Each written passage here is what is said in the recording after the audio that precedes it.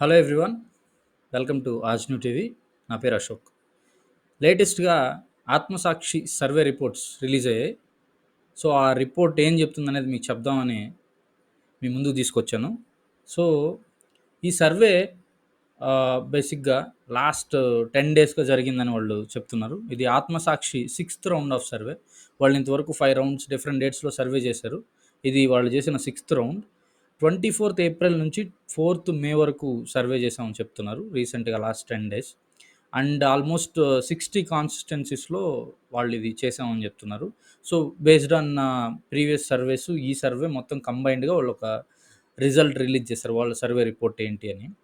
So ఈ రిపోర్ట్లో చూస్తే వాళ్ళు ఓవరాల్గా ఏమిస్తున్నారంటే వైసీపీకి టోటల్ 48.5% ఓటింగ్ వస్తుందని, టీడీపీ జనసేన బీజేపీ అలయన్స్కి 46% వస్తుందని, అదర్స్ 3.5%, అంటే మిగతా పార్టీలకు కానీ వాటికి అన్డిసైడ్ ఇంకా తటస్థంగా న్యూట్రల్గా ఉన్న వాళ్ళ పర్సెంట్ 2%గా ఉందని చెప్తున్నారు. సో ఇక్కడ ఈ అదర్స్ అండ్ అన్డిసైడెడ్ ఆల్మోస్ట్ 5.5% ఉంది.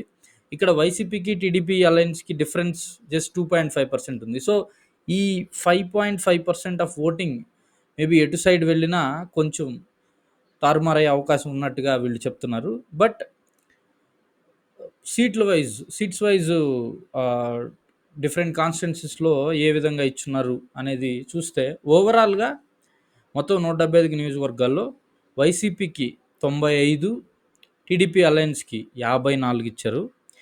26 చోట్ల టైట్ ఫైట్ ఉందని చెప్తున్నారు. సో ఓటింగ్ పర్సంటేజ్ అంత ఎక్కువ డిఫరెన్స్ లేనప్పటికీ సీట్ దగ్గరకు వచ్చేసరికి ఖచ్చితంగా ఒక డిఫరెన్స్ అయితే కనిపిస్తుంది అని చెప్తున్నారు. సో ఎందుకంటే వాళ్ళు ఈచ్ సెక్షన్స్లో డిఫరెంట్ ఓటింగ్ పర్సెంట్ ఇచ్చారు. ఉమెన్ ఓటింగ్లో తీసుకుంటే వైసీపీకి 53% ఉంది, టీడీపీకి 45% ఉంది. అదే మేల్లో తీసుకుంటే వైసీపీకి 47% ఉంటే టీడీపీకి 50% ఉంది. TDP means alliance. అదే రూరల్ ఓటింగ్ తీసుకుంటే వైసీపీకి 52% ఉంటే టీడీపీకి 45% మాత్రమే ఉంది. అర్బన్ ఓటింగ్లో టీడీపీకి 50% ఉంటే వైసీపీకి 46% ఉంది.